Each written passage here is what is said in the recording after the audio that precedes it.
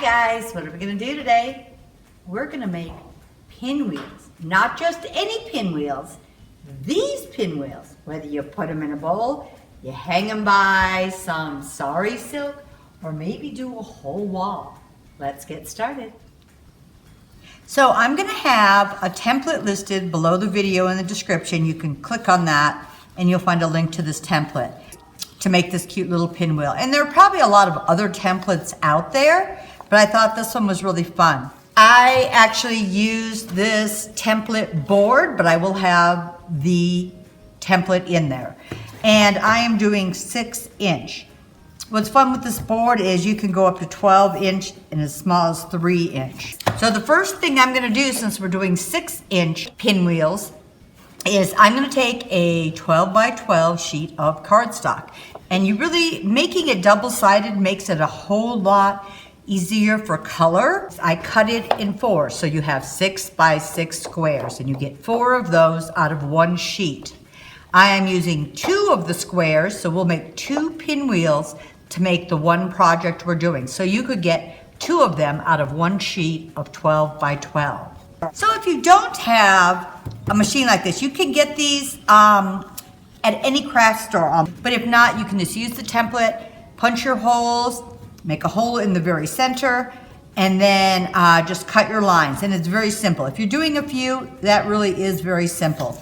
So the first thing to do with this is I'm putting my corner into this pocket, and I'm gonna go all the way around.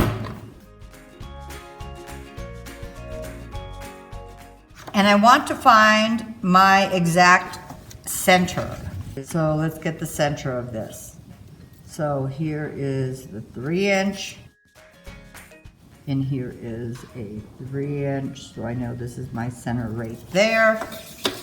And when I was doing these, I usually did a couple at a time. It would go through a couple easily.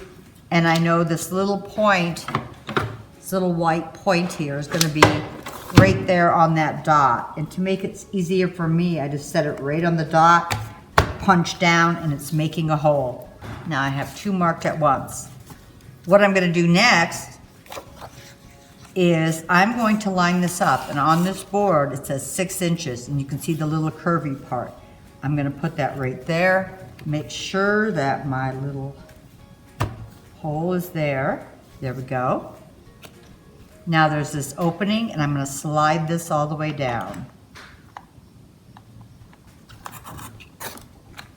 Then I'm gonna turn it to the next one.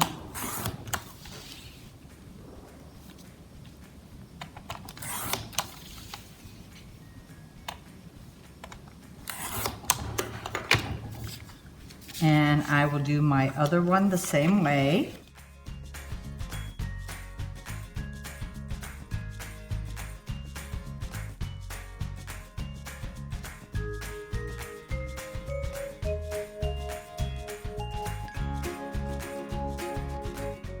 Okay, so what we're gonna do next is I am going to put these together. Now, if you wanted to, you could distress this now or wait till the end. Some of these areas I might just distress right now.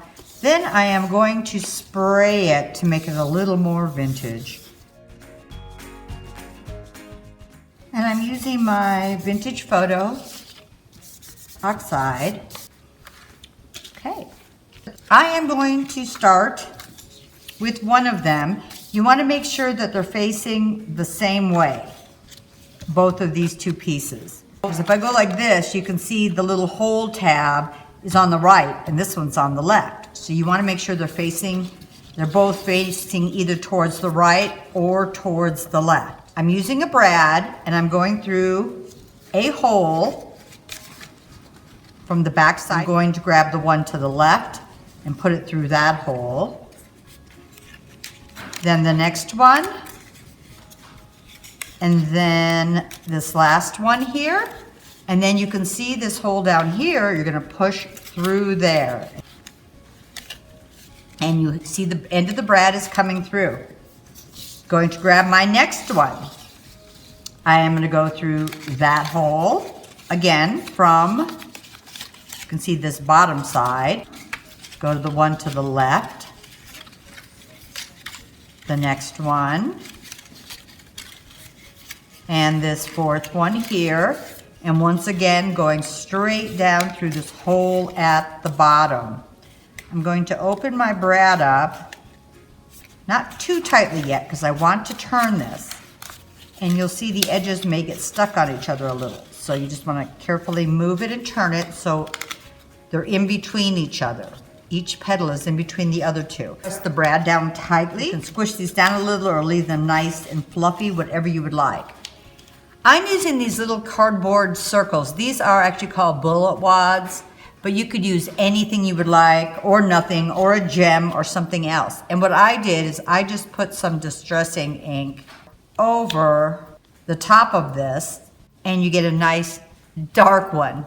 And I am just going to use some hot glue and hot glue this onto the top of the brad. I wanted to make this just a little bit more vintage. You can see I just used hot glue and glued this onto the front. I take tan-rit liquid dye and I mix it in a spray bottle with hot water, and I like to use that for my dyeing. So all I'm going to do is spray this and let it dry, and it's also going to move some of the antiquing around. I'm just going to let it dry and then we'll move on. So I hope you guys thought this was a fun project. I know it's something all of us have done when we were younger, but we did a little twist on it. So I hope you give us a try, come up with your own ideas, but whatever you do, have fun.